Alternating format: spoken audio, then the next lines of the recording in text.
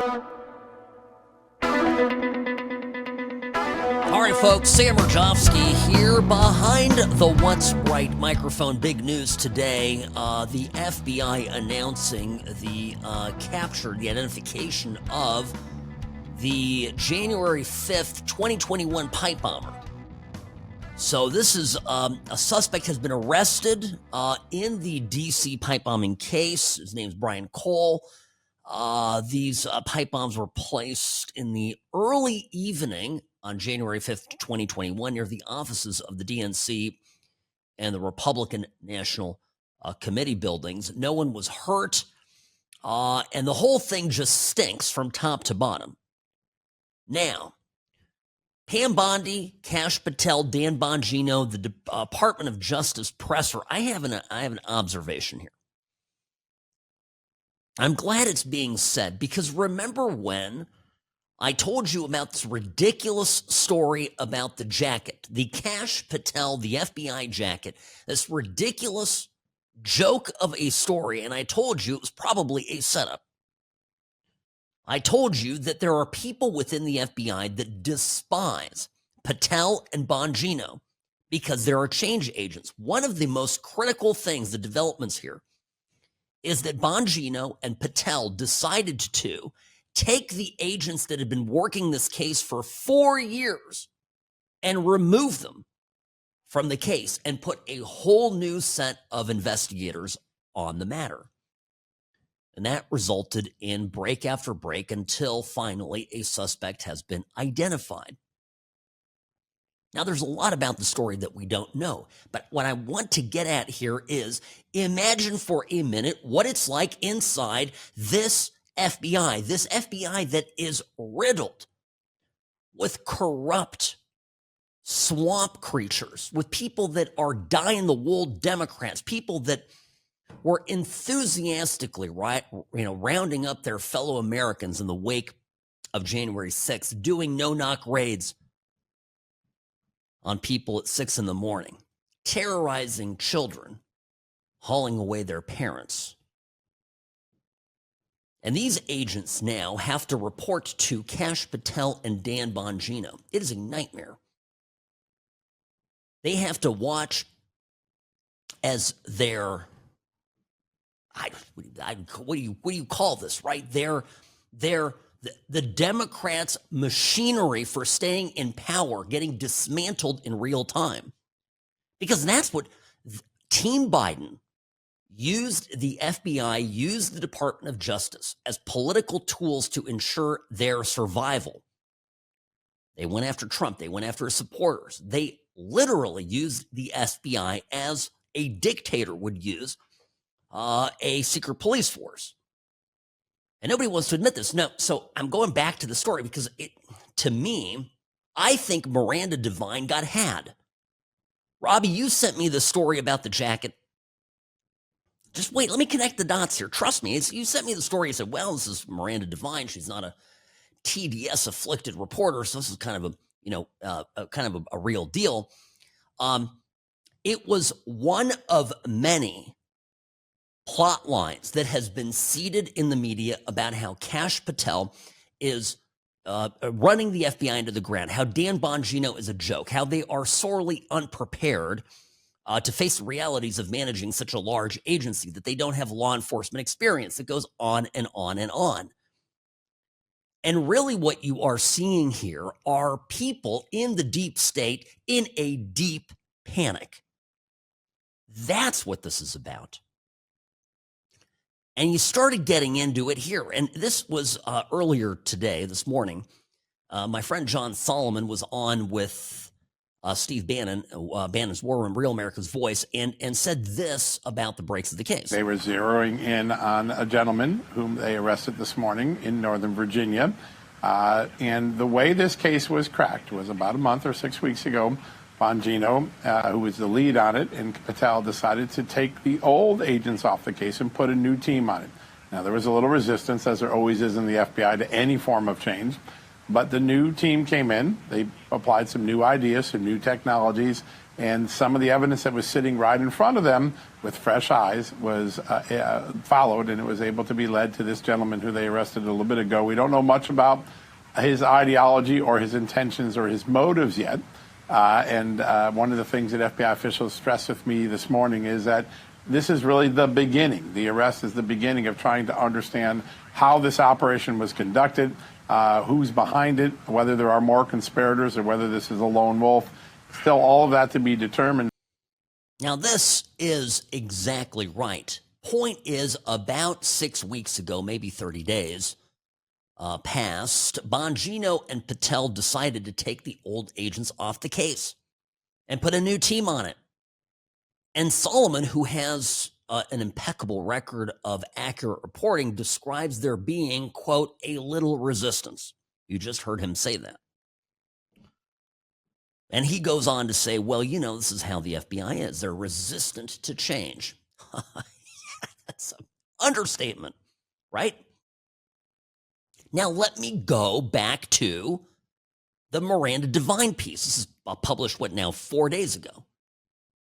Damning report labels FBI rudderless under Kash Patel, with him and Dan Bongino more concerned with building personal resumes. Patel, quote, is described by multiple internal sources as inexperienced, with one source saying he has, quote, the neither breadth of experience nor the bearing an FBI director needs to be successful. Now, we had so much to cover when I got back from my trip. I didn't spend a lot of time on this article. I just told you that this was all triggered by that story. If you remember, the jacket showed up in Salt Lake City. This is the quote here from Miranda Devine's piece. Some of the heavy criticism stems from Patel's behavior in Salt Lake City after Charlie Kirk's assassination. He is accused of giving premature public remarks. One source said they need to stop talking, stop posing, and just be professional. And I'm telling you, there's people inside the agency that are that are obviously been very upset with Patel and Bongino cleaning house and are setting them up. And Miranda Devine stepped in it. Because what's clear here, and again, we're going to know a lot more. And I know there's some thoughts about who this pipe bomber might be and what he's about. I'm going to wait to have more information come in. So we'll certainly go over this in I hope, greater detail tomorrow. But regardless, the FBI is making moves. They're doing things. They're making it happen. And that is rankling people. And those people are running to the media nonstop, talking off the record, talking without authorization, and actively undermining the efforts of the Trump administration to fix forever this rotten agency. For years now, I have been talking about the FBI needing to be dismantled. I would have been fine just closing the whole damn thing and starting over. Many of you, I believe, feel the same. With Bongino and with Kash Patel, there's a real chance at putting this thing back on the rails. But you're going to have to fire an immense amount of people, and those people are going to be profoundly unhappy. These are people who wished that political narratives be spun and to be continue to be spun. They wanted to protect Democrats. Some of these people may have criminal liability for their acts and omissions while in the course of duty. So this, to me, is just the beginning of a thread to be pulled. They're just starting to pull on it. And I'm convinced that the entire sweater of deceit, the entire knitted masterpiece, the web of lies of the Democratic Party is going to fall apart. So all this is coming to a head, right? You got Tim Walz now, scrutiny on California, and Gavin Newsom. Gavin Newsom's poll numbers are dropping, his likelihood of being the next president dropping. And then you have this. the swamp getting drained in real time right before our very eyes. It's a fascinating time to be alive. Folks, I'm fired up and I'm excited. Let me take you through everything you need to know about this here on the What's Right Media Network. Sam Mirejovsky here behind the What's Right microphone. Back in a moment. I'm the best. Personal injury law has been the same for a long time. The best. Big egos, greed, and sleazy schemes. We've had enough. Welcome to Sam and Ash, the new standard for personal injury law, where things are done the right way, because you deserve a team that delivers real support and results. When you have both, your whole world can change. Sam and Ash Injury Law, because you deserve what's right. All right, here is the million-dollar question about the pipe bomber and why I say the whole thing stinks from top to bottom, and I cannot wait to find out more as the story develops. The FBI, the Department of Justice, under the Biden administration, went after every grandma, every American citizen who didn't even walk into the Capitol, people that were near the Capitol. They geolocated people. They tracked them down to their homes across the country, went after them, knock on the door with SWAT teams. Horrible stuff, right? And the one person they didn't find is this guy caught on a video camera putting pipe bombs around D.C. So what is that all about? What is it all about? It's truly mystifying. So I'm just, that's the question to ask. Sam Mirejovsky here behind the What's Right microphone. Greetings, friends. The What's Right show brought to you by Sam and Ash Injury Law. A quick word about this, folks. You get into an accident, you get hurt. Do not do it alone. Listen to me. I'm a lawyer. Trust me, okay? Famous last words. No, but I do this. This is my living. I have spoken to so many people who try to do their accident claim on their own and end up over their heads and underwater, owing money at the end. It's the most frustrating thing. Do not get taken advantage of. The insurance company, the adjuster involved, they have lawyers, they have investigators, they know the law. They are ahead of you by miles and you don't even know it. And the other part of this is just a lot of work. Sam and Ash Injury Law takes it all off your plate immediately. One phone call, 1-800-304-2000, 1-800-304-2000. That's the number you call. You talk to Ian, you talk to Oscar, you talk to me, talk to Ash, and get on board. And we do the rest. Sam and Ash Injury Law offices in Nevada and California. 1-800-304-2000. 1-800-304-2000, samandashlaw.com, because you deserve what's right. All right, folks, so I'll play the second part. This is John Solomon's always right on the money. And he, right when I saw this, I had the same thought. Miranda Devine and her piece with all the deep state, hand-wringing FBI agents who are absolutely freaking out about the change that Patel and Bongino are bringing to the agency. And they're all running to the media, complaining, hoping that they can create enough buzz, enough pressure to dispose of these dangerous to the Democrats, dangerous to the status quo change agents. Listen to what Solomon told Bannon this morning on Real America's Voice. What you're seeing is a different mentality in the FBI, and that plays out in two different ways. First, you see successes that we haven't seen in a while, lots of arrests, cases solved that had not been solved for a long time, other cases which could have gone on for months being solved in 33 hours, like Charlie Kirk's assassin. The second part is it results in a lot of whining from FBI people who think they know what's better. And you see that even in the Miranda Devine story earlier this week. You've got these grousers and grouchers because the truth of the matter is Donald Trump ordered Patel and Bongino to break glass at the FBI. They broke glass. And now the FBI is doing things differently. They're succeeding, but there are people who want to focus on the whining and crying, not actually the success of what the FBI has been doing. the way they solved this case was fresh thinking. Fresh thinking, right. And also, just maybe, and I don't want to get over my skis here and ahead of myself, but isn't it possible that this whole stinking cabal of Democrat apparatchiks that ran the Department of Justice, that ran the FBI, that had bosses like Christopher Wray and James Comey, to mention a couple names, isn't it just possible that the inaction on this pipe bombing case was deliberate? And that's what I raised. I raised that as an issue that cannot be ignored.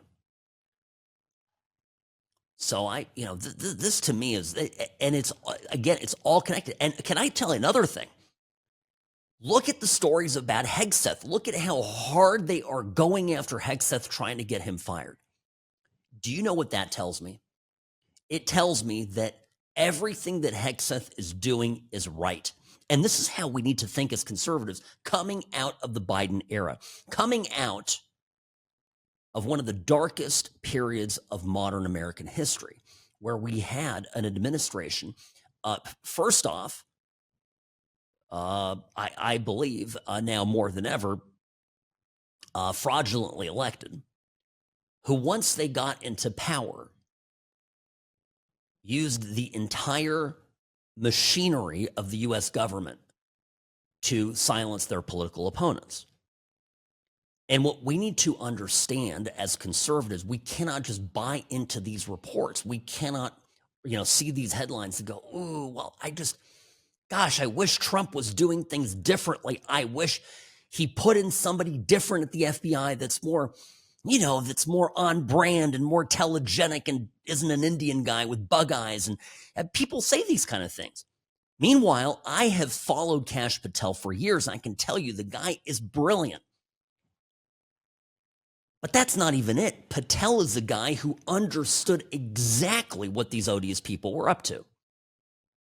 He's given interview after interview about it. He's the guy who wrote the Nunez memo. He knows what this lawfare was all about. He knows what kind of a fraud Russiagate was from the onset, from go. He is literally the worst nightmare for the Democrats, for somebody to be put in charge of the FBI, which is why they fought his nomination tooth and nail, if you'll recall. So we have to get real about this. You're going to see a lot of negative stories. In fact, I got a new rule. Whenever you see a negative story, when you see negative reporting about a major figure in the Trump administration, just automatically assume that person is doing a great job. Because what would you want? Do you want really for Trump to put people in the administration that win the approval, the automatic 2 thumbs up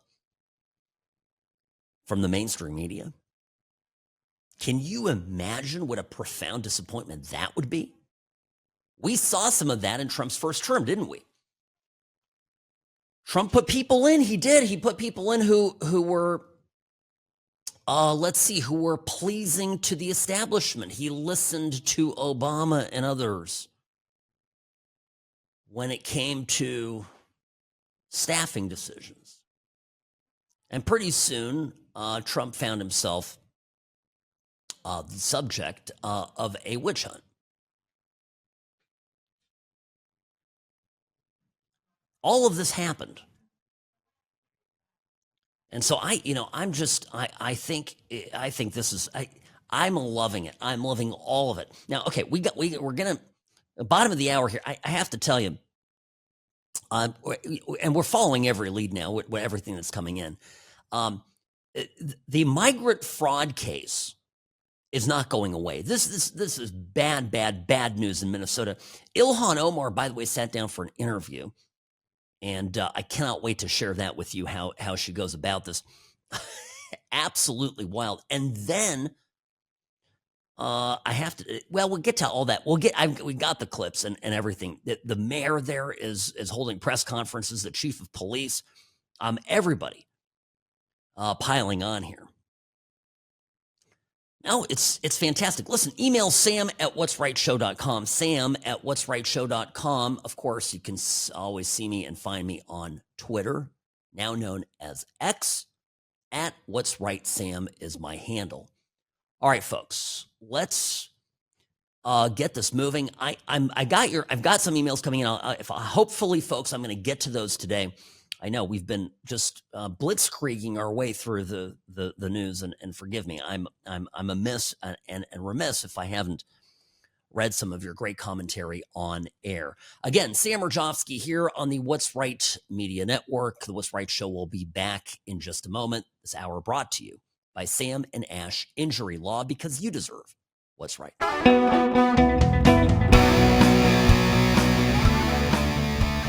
Now, I saw this ad, Robbie, and I immediately thought, aha, they know what they're doing. Trump is going to get mass deportations done. This is really going to freak out the Democrats. Sam Mirejovsky here, friends. Good to be with you. As always, Monday through Friday, these 2 hours every day are a joy for me. The What's Right Show brought to you by Sam and Ash Injury Law. Don't do it on your own, okay? Don't try to get cute with your personal injury case. Call a professional. Sam and Ash Injury Law, 1-800-304-2000, because you deserve what's right. Okay. I'm talking about this Justice Department ad, and they've got a new website for a new type of job posting. And it's called You Be the Judge. Now, I'll tell you right now, if you're a lawyer out there, attorney out there looking for a new gig, here's an idea for you. $159,000 to $207,000 per year, plus a 25% recruitment initiative for first-time federal employees. Based in certain locations. And I'm seeing here LA, New York, San Francisco, Boston, Concord, Santa Ana, Sacramento. Okay, what is this all about? 70 nationwide locations, potential for remote full-time work. And guess what? You can actually work remotely. They want immigration judges. That's what they're looking for. Quote, preside over cases in federal immigration court and determine whether an alien has a right to leave the United States or gets to stay. Robbie, if I didn't have a day job, I would do this in a heartbeat. Oh my gosh. So what are they going to do? They're going to hire a bunch of people from outside the Department of Justice. They're going to hire anybody who's qualified. I've never been a judge, fair disclosure, but I know my way around a courtroom, and I'm also, have some very strong feelings about immigration. So people like me will apply for this. And here's what you do. You provide the due process very quickly in an expedited, remote, by Zoom fashion, and basically send people packing. Or if they're out of the country, you deny them re-entry.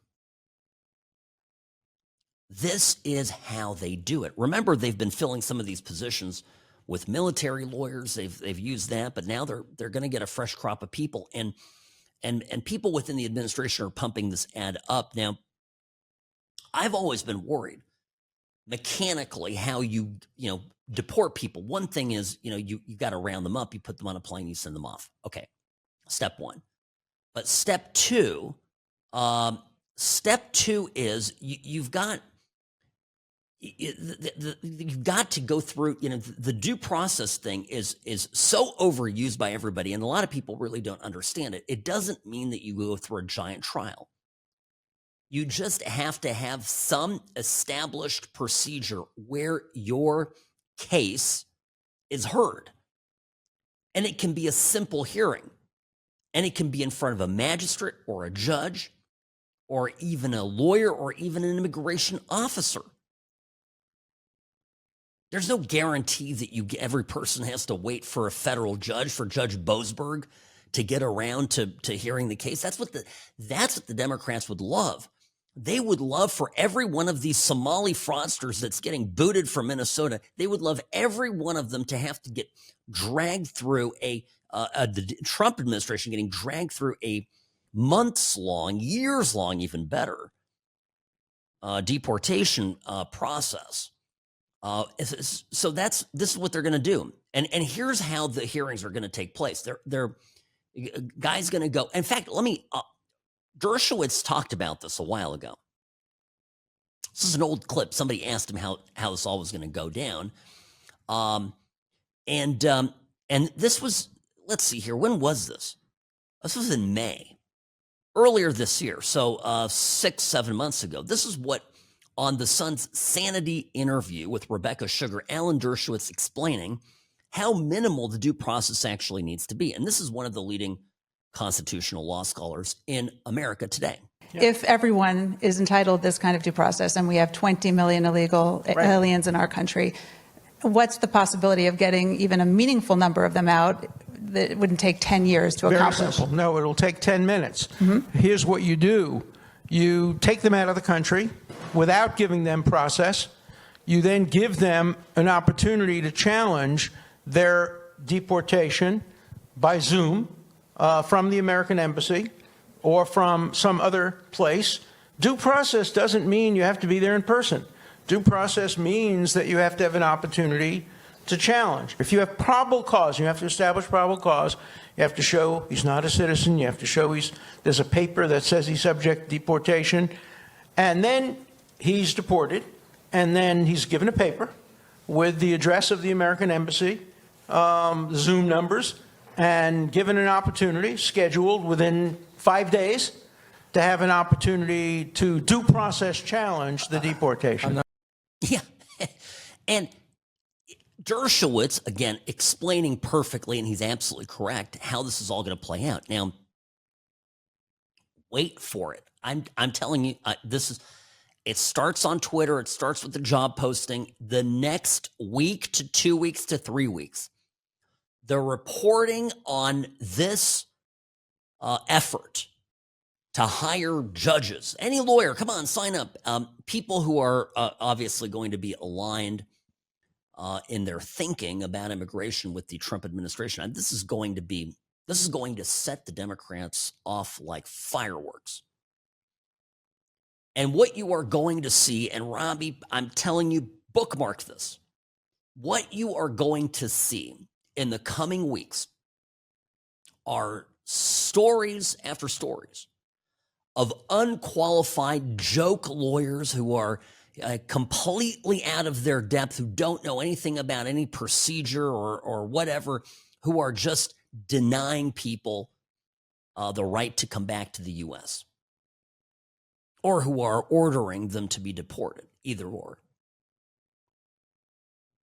And why? It's not because these people are actually incompetent lawyers. It's because they are part of a new machine that the Trump administration has created to expedite the removal of illegal aliens.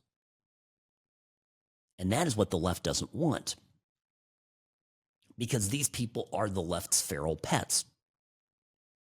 They are a component of the Democrats' plan at taking over politically. And they're an important stratagem, a component of maintaining political power. So this is what is cooking right now, and it's just beautiful. I had to share it. Now, Ilhan Omar did an interview yesterday. I got asked about the fraud, the Somali fraudsters in her state. Now, I think it's fair to call Ilhan Omar herself a Somali fraudster. Been some pretty serious allegations made against her for immigration fraud. I still think that there's a better than even chance the Trump administration pursues charges against her and seeks her removal from the country, but we shall see on that. So here is Ms. Omar, representative from Minnesota, talking about the case. This is Jake Tapper. Jake Tapper really is such a weak and effete journalist. He should have asked way more questions. But anyway, here we have this beautiful gem. Can you shed any light on why the fraud got so out of control in Minnesota? I think what happened is that, when you have these kind of new programs that are designed to help people, you're oftentimes relying on third parties to be able to facilitate. And I just think that a lot of the COVID programs that were set up, they were set up so quickly that a lot of the guardrails did not get created. What? There were less guardrails for Somalis than there were for other communities in Minnesota? What the hell? The million-dollar question is, why is it that of all these frauds that are being charged, by the way, charged by the Biden administration, so this isn't, the Trump DOJ pursuing these cases, all of these charges are against people who are entirely 100% from Somalia.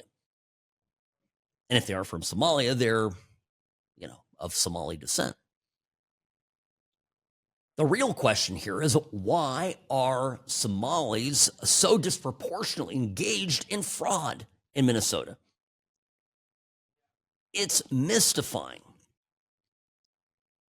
And when asked about this, right, when asked about this, Ilhan Omar comes back with the same tired tripe. And I don't know about you, I'm so sick and tired of hearing this racist slur. Well, here it is. He's always been a racist, a bigot, a xenophobic, and Islamophobic. We know that he called African nations a shithole in his first administration. We know that when he came down that escalator, he said he was going to stop Muslim immigration into this country. And so it is not surprising that he is going after black immigrants in this country. And it's certainly not surprising that he's choosing a black immigrant community that is also Muslim.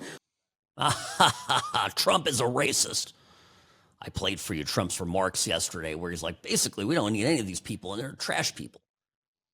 Now, I'm paraphrasing. Trump didn't exactly say that, but it was a great moment, because why, and we went over this yesterday, why would we want here in America immigrants who have come from a large number of them, right? Big bulk mass immigration from a country like Somalia that is completely and fundamentally broken. Just doesn't seem to be a good thing for us. Okay, quick break here. Sam Mirejovsky behind the What's Right microphone. Friends, don't go anywhere. More of the What's Right show up next.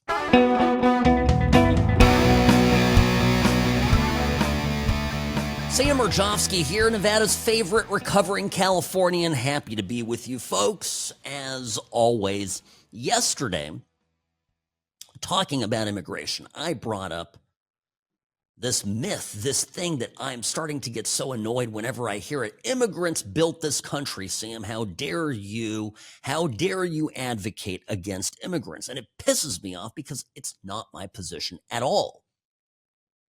It's not what I'm advocating. I think we should select immigrants that improve America. And when we talk about immigrants that built the country, yes, it's true. Many immigrants built this country. And I'll point something out. You go to cities across America, you go anywhere in the Midwest pretty much. And some of these cities have been ravaged by Democrats. The states, the cities, destroyed by liberal left-wing crazy policies. But as you go through the husks of these once great American cities, large and small, you find beautiful architecture, gorgeous churches, incredible masonry, woodworking, etc., all going back more than 100 years. And you go and you look at the names of there'll be a little plaque. I love history, so I'll do this, and it's some Swede, it's some German, it's some Irishman. Somebody from Europe came over and built beautiful architecture. So yes, the left is right. Immigrants built this country, but from where? And it sure as hell was not from Somalia. And that's the part of this that is irritating. We used to import people into the country, let them in bulk, and said, come here and work hard and prove yourself, and you get to stay. And I talked about this yesterday, but I'm just going to repeat it because, I'm looking at these countries. I mean, what percentage of some of these newcomers are on welfare? It's astonishing. 80%. I mean, that's one of the stories here. Robbie, find me this. What percent, if it has, and I'm sure it's been studied in Minnesota, for example, in Dearborn and Michigan, other places where you've got these Somali communities, how many of them take some form of public support? It's not an insignificant number. And you go to Sweden, you go to England, the UK, you go to Germany, and these are countries where this new way of immigration from predominantly third world countries, people just are taking. Meanwhile, I'll tell you my experience going to the Czech Republic, and I was there just my last trip, and I met a number of Ukrainian refugees, people that came there during the war with literally nothing. And these people are busting their asses, okay? They are working so hard. And they've learned the language, they have jobs, they're paying taxes. And look, I'm all for it. I'm all for it. You want to come to any country and work hard and contribute, applause, right? So one of the squad members, Pramila Jayapal, who's a Democrat from Washington, did this Immigrants Built America thing, and this is just almost a little throwaway line. This was on MS Now, which is the new name for the MSDNC network. And Congresswoman Jayapal said this about immigration. The majority of Americans across the country, regardless of political party, know that immigrants from all over the world, Somalia, India, wherever they're from, Latin America, Africa, that immigrants have built this country and make this country what it is today. Okay. But from where? It is a myth, right? It is a myth to say that all immigration has been good immigration. Because I think we can agree that people that snuck across the border who were part of Tren de Aragua and were coming into this country, murdering people, raping, and committing all sorts of other acts of miscellaneous violence upon Americans, it's not good immigration. Those people aren't building up anything. When you look at the victims of criminal illegal aliens, you can't say those immigrants built America. It's an absurd statement. And the Democrats, I think this is why they were so desperate to rehabilitate Kilmar Abrego Garcia, the Maryland man. They kept talking about him being in a union and working in a union, and did not want to hear a word about the fact that he'd been pulled over with all those people in the car and been accused of human trafficking. And the Biden administration swept it all under the rug, of course, because they couldn't afford to have any scandal, any damage done to their reputations beyond what was already done, whitewashing the whole incident. I mean, this is, to me, this is absolutely nuts.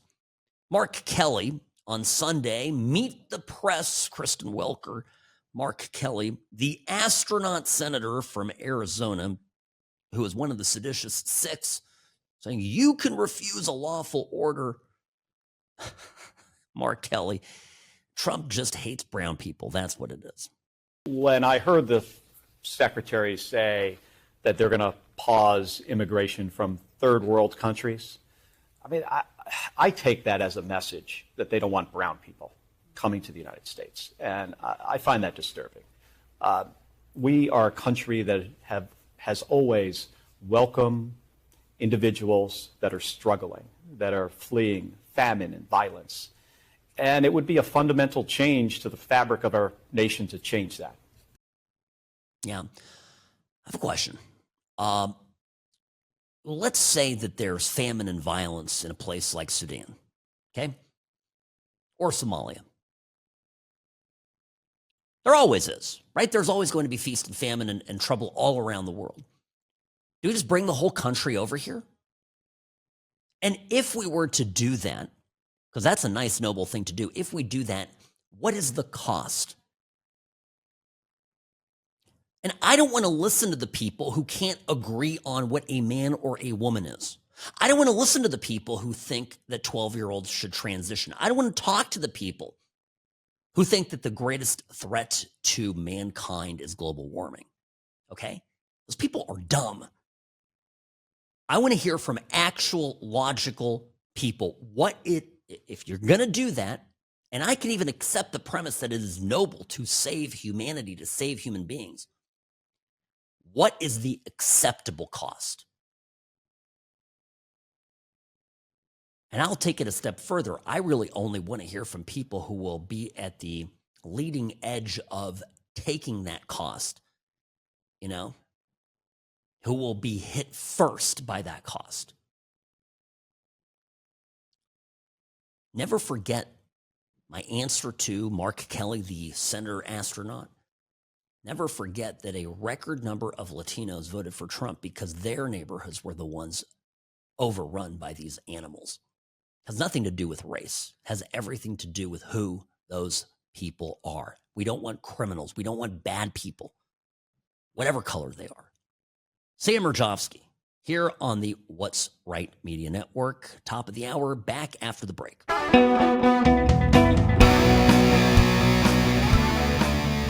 Accountability cometh. That is the word. Sam Mirejovsky here, Nevada's favorite recovering Californian, behind the What's Right microphone. Friends, good to be with you. Sam at what'srightshow.com is my email, at What's Right Sam on Twitter, now known as X. So, yeah, I don't know if updates here on the pipe bombing. No, the FBI was very tight-lipped this morning. But the real story here is that there's been a break. The real story is that after 4 years, 5 years of nothing, it's going to be 5 years this January, 5 years of nothing. And there's a break, 4 to 6 weeks after Kash Patel and Dan Bongino come in and say, hey guys, this team that's been working on it since forever, you guys over there, you're off the case. We're bringing in a new team, fresh set of eyes, blah, blah, blah. In fact, I bet there's more to it. I bet, as we get more information, that the old team was compromised. But again, I don't want to get ahead of myself here, so we'll save that commentary as more information becomes available. Regardless, why is that 30 to 45 days such an interesting time frame? Because if you will recall, over the last 4 to 6 weeks, there's been a cacophony of complaints from the media about just how poorly Kash Patel is doing his job. Ditto Bongino. Now, are they? I mean, you and I have no idea. We have no way of knowing. We simply observe what's going on from the outside. Now, I know people in D.C., and it, again, depends very much who you ask, but the MAGA-aligned, wreck-it-all, drain-the-swamp people are happy with Patel. They're happy with Bongino. More Kash, more Dan. More cowbell, right? That's been sort of that's what I'm picking up, at least. Now, I say accountability is coming, and I mean this. Behind all of this is a reckoning of just how bad it got. The Democrats really had to win this election. Can I just say something? Let me just step back for a moment from this. Kind of zoom out here. You imagine you are the people. You're the people that ran Joe Biden's disastrous presidency. You ran it. It wasn't Joe. Joe was asleep. Joe was drooling. Joe was eating ice cream and just doddering around. But you're part of the team that was actually running the country, and you're a Democrat, you're a dyed-in-the-wool Democrat, and you're a partisan, political hack. Now, you put everything, and I mean everything, credibility, every resource in the media, every connection, every favor, you called it all in to get Trump, to stop Trump, and to guarantee that he would be taken out. And, then Trump gets the nomination. Trump gets the nomination in spite of everything. And you recognize that this is a juggernaut, right? These people can't be that stupid. They've got to understand that Trump has a chance in the general election and that the mood of the country has, let's say, shifted against Joe Biden. Now, here's where it gets interesting. Kamala Harris? That's your move? Okay, we're going to get rid of Joe. Because I'm convinced they set Joe Biden up to take an early fall. They pushed him into that early debate. They put him up there. He wasn't prepared. He was off the meds. He made a complete clown of himself in that June debate and was out of the race within weeks. But in that time, the same people that pulled all of these strings, right, to get Trump, and we know that, these same people didn't have a better ace up their sleeve than Kamala Harris. This is their blind spot. I know there's people out there probably thinking, well, Sam, maybe it wasn't all that big of a grand plan, and maybe it wasn't all that big of a grand scheme, and I will say, I strongly believe, I'll put it that way, that Biden, when he went to, remember when he was contemplating whether to get out of the race, all the speculation. Mark Halpern actually was the one who broke the story. He knew exactly how it was going to play out. So there are people around Biden talking, but he withdrew to a presidential retreat. He went up to Camp David with his family. Hunter was there. The family crack pipe was there. Dr. Jill was there. Everybody was there. And then he issued that one page thing. He's like, basically anointed Kamala Harris. I think that they did have a plan. They had an Obama-led plan. And Biden felt like he was being pushed out the door, and people around him, his family, realized what was going on and that there was a coup, essentially, in the Democratic Party, and basically put a poison pill and said, you know what, screw it. I'm going to give everybody a pardon where you guys mistreated me. I'm going to put Kamala Harris in and see you later. I think that's what really happened.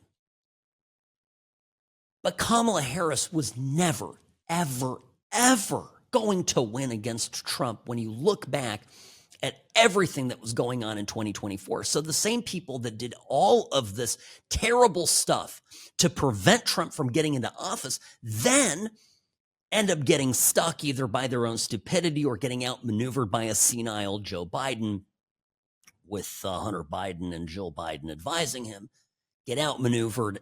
Kamala Harris comes in, loses everything, and now the nightmare of nightmares, you've got Trump in, you've got Hegseth in, you've got Marco Rubio in, you've got Kash Patel, Dan Bongino running the FBI. Oh my gosh. And what do you have left?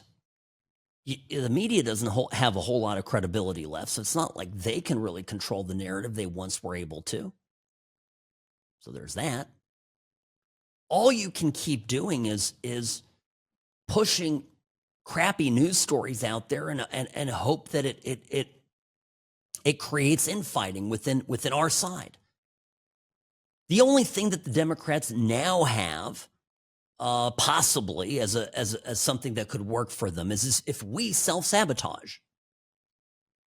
And that's what I'm fighting against here. We cannot do that because it will slow down and thereby prevent a reckoning and justice that the deep state deserves.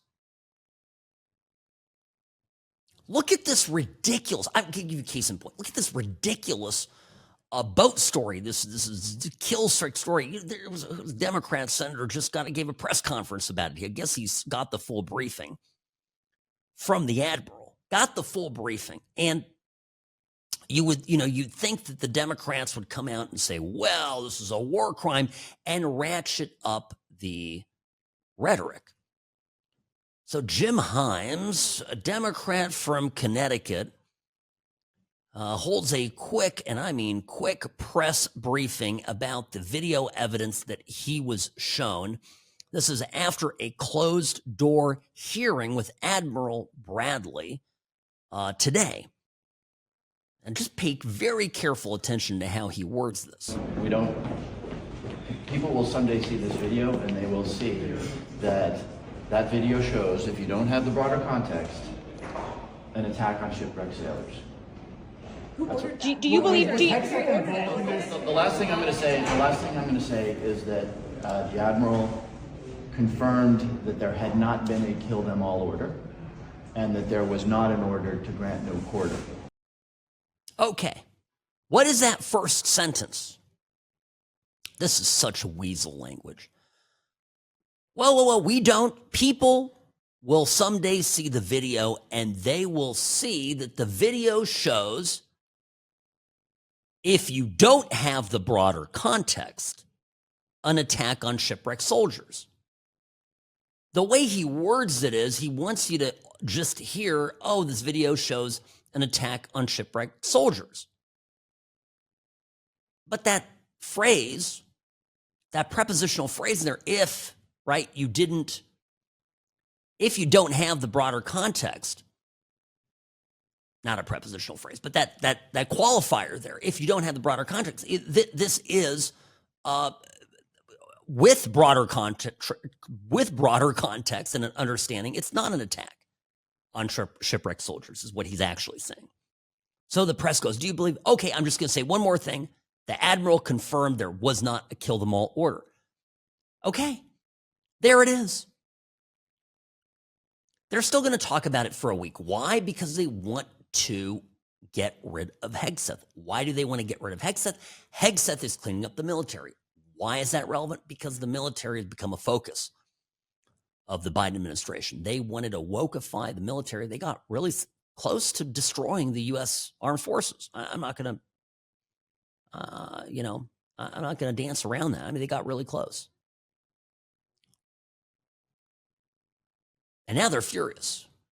So, telling you, gotta read the room and see what this is all about. Sam Mirejovsky here on the What's Right Media Network, the What's Right Show, brought to you by Sam and Ash Injury Law, because you deserve what's right. The Sam and Ash team, they wanted me to have the best care. They had my interests at heart. I have an enormous amount of gratitude. I cannot say enough thank you.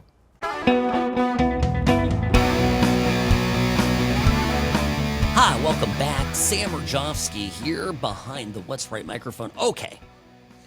You get in an accident, you get hit, something happens, you're hurt, and all of a sudden the phone calls begin. The insurance people, the other party, if it happened, a company or an individual, whatever it is, and all of a sudden you're inundated and you're out of your depth because it's not what you do. Don't do it yourself. Hire a professional, and hire a professional you can trust. Sam and Ash Injury Law. We have the experience to handle your case. And most importantly, we take it off of your plate. We take it off of you have to think about it. You've got work, you've got your kids, you've got a life. Last thing you want to do is be tied up in months worth of phone calls, text messages, emails, letters, and other paperwork. I think one of the biggest problems is people don't know what they're doing, and they end up getting taken advantage of. Get to the end of the case, you want to be fair with the other side, and it turns out you're going to end up owing money when everything is said and done. Don't have that happen to you. Be smart. Call Sam and Ash Injury Law today. 1-800-304-2000. 1-800-304-2000. Offices in Nevada and California, because you deserve what's right.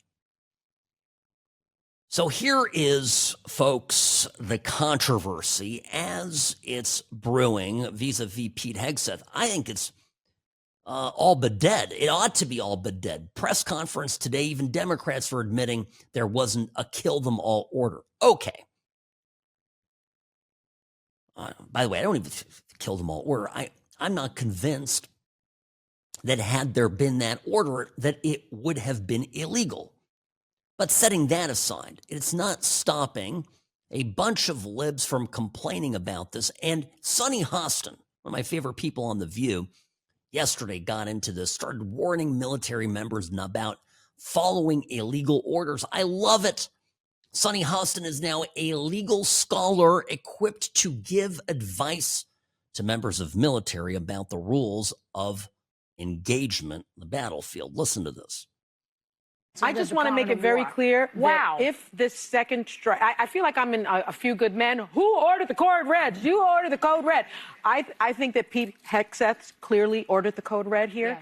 Yeah. And I also think that that would be a war crime. And it's very clear. You speak to anybody from JAG, you speak to California Representative Ted Lieu, who's a former JAG officer. He has said this is a war crime. And the sad thing about it is if you do follow an unlawful order and you're in the military, you can be court-martialed and you can be prosecuted and you can be put in jail. Just like in A Few Good Men. And this is exactly what they want to do. They want to put it in the minds of members of the military that they're going to be targeted by the next Democrat administration whenever it happens.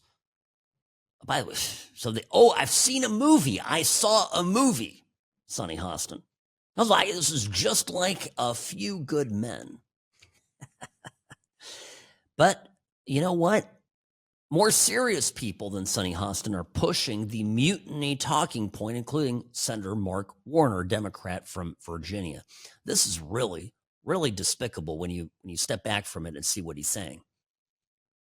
Remember, this is an administration that has treated the uniformed military with unprecedented disrespect when they were all brought to get a pep rally in front of Hegseth and Trump. This is an administration that's fired, uniform generals from the head of the NSA, the head of the Defense Intelligence Agency. Mm-hmm. And I think in many ways, the uniformed military may help save us from this president and his lame people like Hegseth, because I think their commitment is to the Constitution and obviously not to Trump. Lame people like Hegseth, they're going to save us, the uniformed military.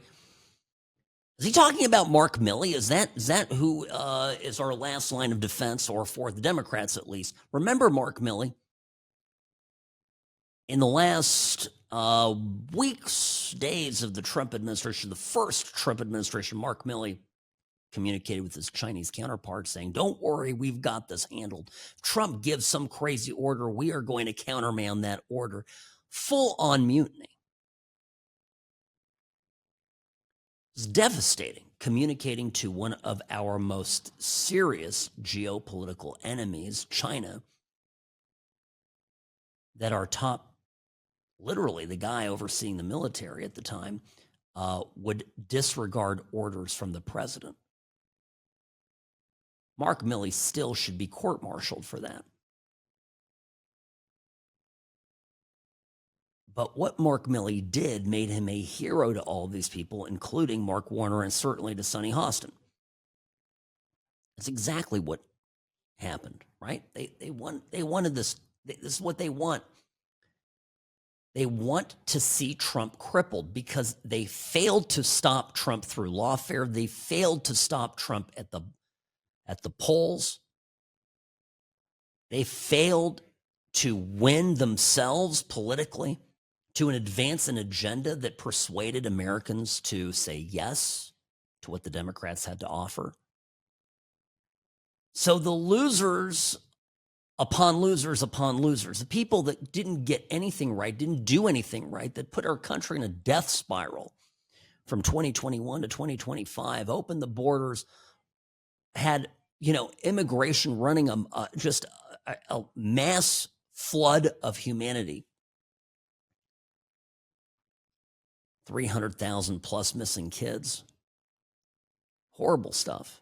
These same people now are going, oh, we've got a novel idea. Just don't listen to what the president has to say. And by the way, the reason they're doing it is because this is what they've done for years. And I think people don't realize this. enough that even when George W. Bush, who certainly was no big change agent, came into office, and a number of Democrats around D.C. in various agencies, at the FBI, at the Department of Justice, were all beside themselves, of course, because that was a bruising election, and they were supposed to get Al Gore, the climate warrior. Al Gore was supposed to be the president, and the election was, of course, stolen by the Supreme Court in Florida. You know the whole story, right? They were all beside themselves. People comforted themselves back then in 2000. You know this? They comforted themselves in D.C. and they said, you know what? Bush doesn't really have that much power. We control the government. Don't worry. Everything's going to be fine. And they said that kind of stuff publicly. They even wrote articles about it. They gloated to the media that they had that kind of power, basically saying to you and me, it doesn't matter who you voted for. Sit down, peasant. We are the real people who have power in this country, not ordinary Americans who go out and vote. It's really so insulting when you think about it, when you step back from it. And the other thing that really irks me maximally is that the same people that really think that elections don't matter and it needs to be their way, cloak themselves in the language of protecting democracy. These are the people that use the D word all the time. Democracy, democracy, democracy, all the time. And it's all horse crap, right? It's all absolute horse crap. Well, we know this. Soon, everybody will know. I think it's starting to really shake out. So we'll see. All right, bottom of the hour here. Got to run. Quick break. Sam Mirejovsky here on the What's Right Media Network, the What's Right Show, brought to you by Sam and Ash Injury Law, because you deserve what's right.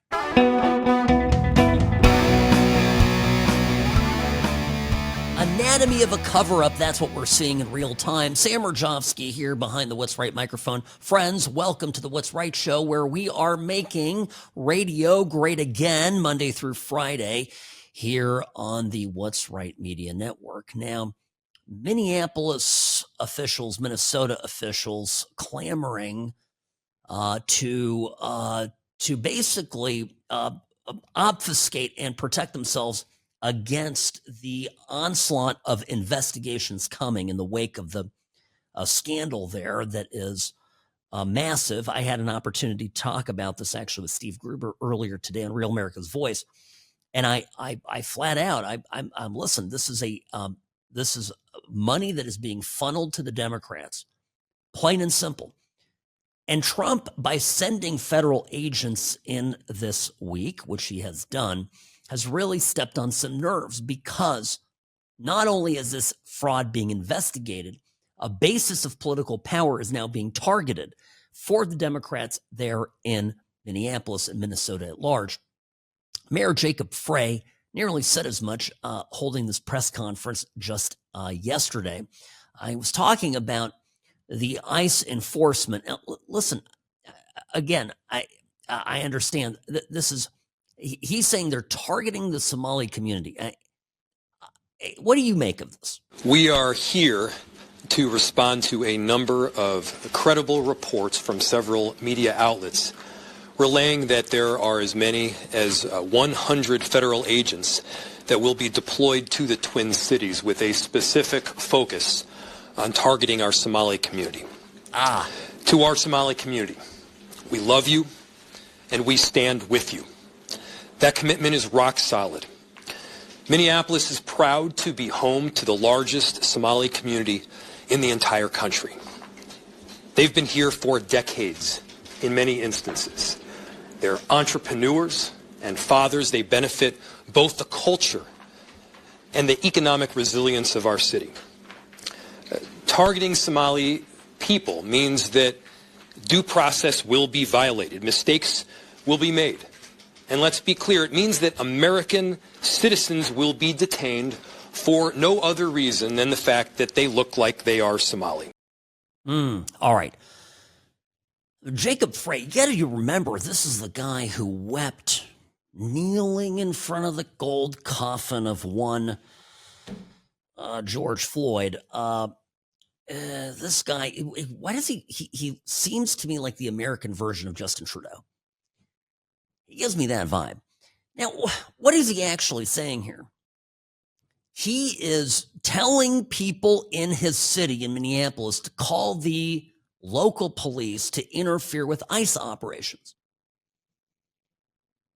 Now, again, I understand that Minneapolis is a sanctuary city, but this is exactly how it works. The officials there want anybody who is illegal, who's not in the country legally, they want them to be able to remain,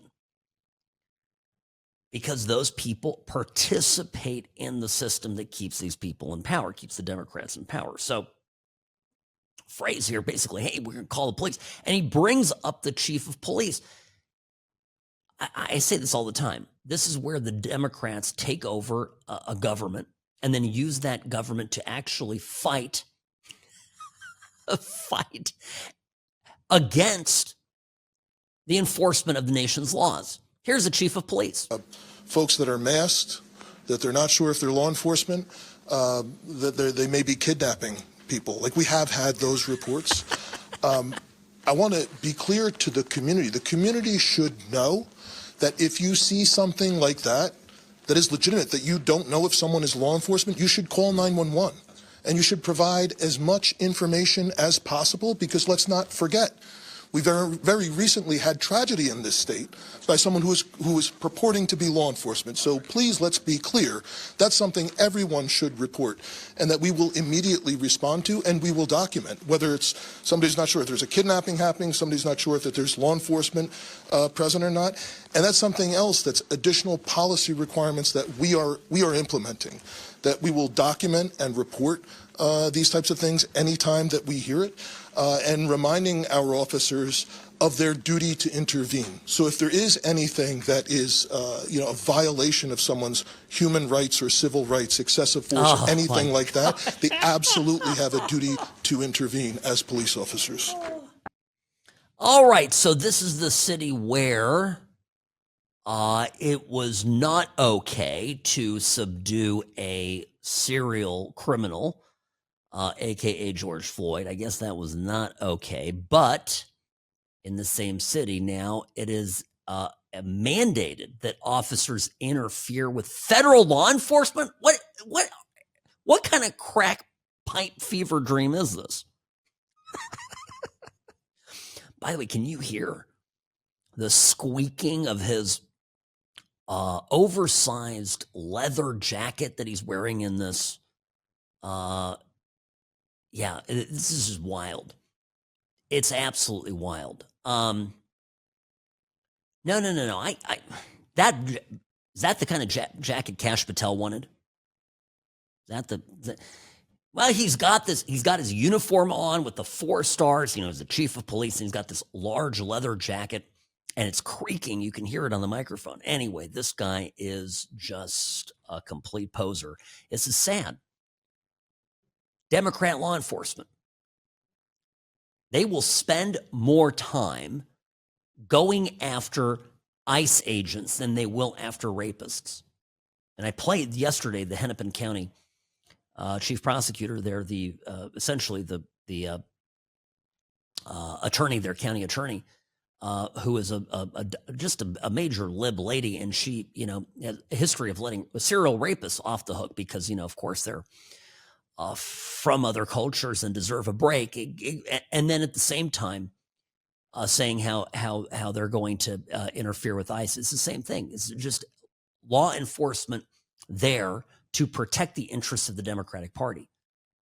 But of course, when taxpaying citizens are harmed, and you have to go after actual criminals, you get nothing but crickets. Ilhan Omar threatening that collaborators with Trump will pay a costly price. This is not an idle threat. This is what the Democrats will do should they get back into power anytime soon. As much as Trump and his cronies want to act like we have no power to respond, the truth is we are more powerful than we think we are. And I want to underscore the importance of using every single leverage that we have at our arsenal, because we do have a lot of leverage. We need to make sure that those who are collaborating with the authoritarian regime pay a costly price. Okay, there it is. Now, you know what? I think absolutely what's going to happen, if I can put on some future glasses, imagine just for a minute that a guy like, I don't know, Gavin Newsom become president in 2029 after the 2028 election. You think that they're going to go, the Newsom, the President Newsom administration, Department of Justice, you think they're going to go file charges against individual ICE agents who worked for the Trump administration? Absolutely will. Mark my words, they will do that. There's no question in my mind that that's going to happen. That's what these people are saying. That's what these conversations are being had as we speak. I hope, yes, I hope that Trump gives blanket amnesties before his last day of office for basically everybody and anybody who the Democrats could potentially go after. And I predict you're going to see an unbelievable and unprecedented level of pardons being given out, prophylactic pardons of the type that were given out by Biden in the last stages of the Biden presidency for people like Fauci, et cetera. Well, it is what it is. I mean, they're going to do this. No question about it. So, but I'm telling you, this is, you're seeing them seethe. You're seeing the Democrats fight this because on one hand, all the fraudulent dealings are getting exposed. On the other hand, you know, their basis of political power and all these illegal immigrants and people that got in the country in shady ways. By the way, there's a young Somali American guy who's speaking some truth on this. And I'm gonna play this here when we come back, because this guy's right, and he's talking about the things that maybe Somalis should not be doing if they want to be in good standing in America. And it's great. It's absolutely great. And I applaud this young man. I'm going to play this clip when we come back. Sam Mirejovsky here behind the What's Right microphone. Don't go anywhere.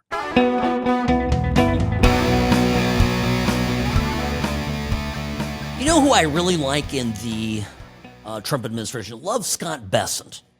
He is good. He's always fiery. It's so great. Sam Mirejovsky here, the What's Right show, brought to you by Sam and Ash Injury Law. Sam at what'srightshow.com, at What's Right Sam on X, formerly known as Twitter. Bessent was sitting at a kind of a panel discussion, Q&A over at hosted by the New York Times, and they kept trying. The guy leading the discussion kept wanting to push him. This is Andrew Ross Sorkin, and it was kept needling Scott Bessent on this, and finally, you know, in the subject of presidential health and all these stories coming out about Trump that he's not well, and the media, I don't know. None of this existed for Biden, who was manifestly dementia-addled. Anyway, Bessent snapped, and here is the back and forth. You had what was one of the greatest scandals of all time, that the coverage of the Biden administration, Joe Biden's diminished capacity, and the cover-up. And that's why it's probably fair to raise these questions. Where was the New York Times? We just had a 3-hour cabinet meeting yesterday, Andrew. For 10 months, the Biden administration did not have a cabinet meeting. How are you going to invoke the 25th Amendment if the cabinet secretaries never see the president, which they didn't? That, you know, I hear from people in the Treasury building that I see President Trump more in a day than my predecessor saw Joe Biden in half a year. I know that's true. Like, do you know how many people have told me this privately? I mean, it's not a matter of being off the record, but I've heard this same story. People in these agencies go, Trump walks in the building. Rubio's off to the White House again to meet Trump. Rubio's got to meet Trump. Bessent's got to meet Trump. I hear all the time. In fact, Trump is running people ragged. He's demanding phone calls. He's demanding meetings. He's constantly in touch with people. He's working. Now, as whatever, he's an older guy. I mean, there's no question about it, right? He's no spring chicken. Trump, I mean, but this is just such a load of crap, and it's all from the same people who lied to cover up everything with Joe Biden. So I just had to share that. And funny enough, I saw a number of posts recently where people claiming to be Democrats were surprised to find out that Scott Bessent is gay. And I looked at it and I thought, well, what is this? And they go, no, they were honestly surprised. They go, people keep telling me Trump hates gay people. I just found out that the Treasury Secretary is gay. And I'm like, no, it's true. Because if all you do is spend time, 2 minutes a day scouring the headlines at CNN, do they tell you that Trump is, so open-minded that he would have an openly gay member in his a person in his administration? They're never going to tell you that. I don't know that you immediately pick it up looking at Bessent, so I get it. I mean, these are these subtle ways that the mainstream media affects reporting, right? They put out a slur about Trump that he hates gay people, that he hates minorities and all this stuff, and then won't cover anything when there's contrary evidence. Okay, I promised I'd play this clip. This making the rounds on social media. Young Somali guy living in America. He's an influencer. His name is Zen Ali, and he's giving advice to Somalians or Somalis in America. And here's what he said. There are truths we have not been saying out loud. Number one, go to Somali malls. Cash only, no receipts. That's sus. We got to say that out loud. Number two, Somali tax accountants. They say, oh, you have no taxes today. That's sus. We got to call that out. What? Yeah. Somali trucking companies cutting corners. That's sus. Let's not do that. Appreciate that. Let me keep going. Yeah, helping each other lie on forms. Like it's some sort of community service we're doing to each other. What? Yeah. And recently I just saw a Somali sheriff, police officer, saying that he only serves the Somali community. What are you doing? You're an American. The whole citizens is your duty to protect and provide great, excellent service. Hello? Get rid of that mindset. Appreciate that. This is great. Spot on. Right? And, well, what I'm telling you, this is the truth about Somalia. This is a broken country. From at least 1990, there's no functioning government.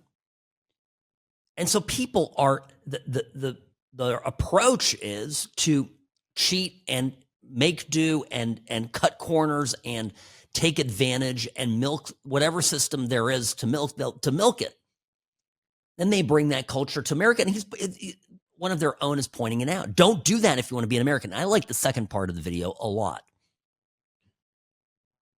because he's getting pushback from his own community here in America. Fellow Somalis are telling him, go back to Somalia. And he says, no, there's something unique about America. Listen to this. To the haters who've been saying, go back to Somalia. Let me remind you something. This country is not based on tribe, bloodline, or ancestry. This is not Saudi Arabia. This is not Japan. America is contract nation.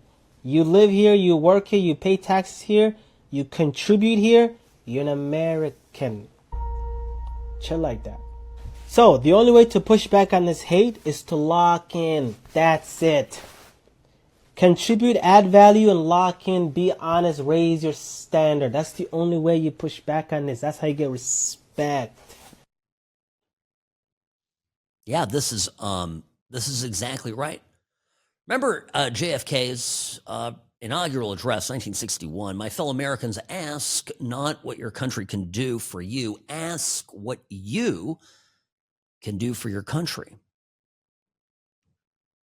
He went on to say, my fellow citizens of the world, ask not what America will do for you, but what together we can do for the freedom of the world, of man. So where'd that go, right? Where'd that Democratic Party go? And the short answer is that the Democratic Party has become a vast, nebulous network of kleptocracy.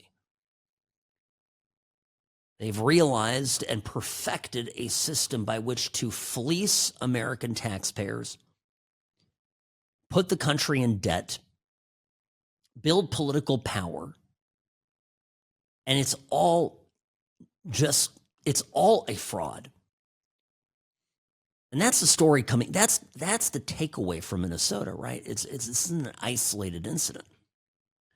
People are already saying, oh, just wait till they begin looking at California. It's just the beginning. And I played yesterday comments by California Governor Hopeful Steve Hilton saying exactly that. The fraud in California is going to be astounding.